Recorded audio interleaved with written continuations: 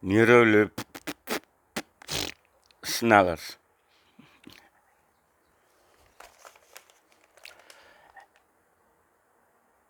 Mense soos julle, het 'n paar opsies. Ja,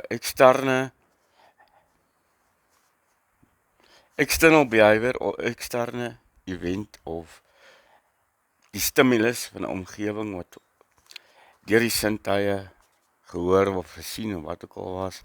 En miskien dalk naderhand geheue geraak het, memories gehad het, soos phantoms of iets wat jy hoor of iets. Of jy het nog nooit geleer hoe om dit te hanteer nie.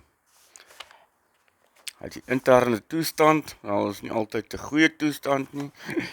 Wat maak jy daaromtrent?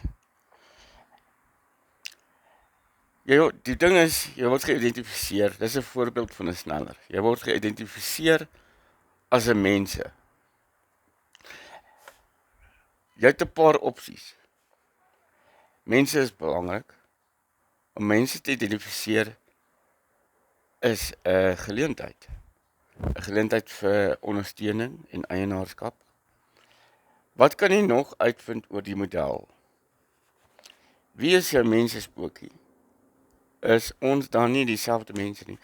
Daar's groot waarskuwing. Weet jy wat? Weet enigiemand? Kry miskien iemand wat aangestel is waar al dit is om hierdie vrae vir jou te help antwoord te kry. Moet nou nie staan mense skop as 'n oplossing nie. Maar mense is belangrik. Dit kan verander in 'n interessante gesprek. Maar ja, daar is opsies. Dankie. Goeiemôre.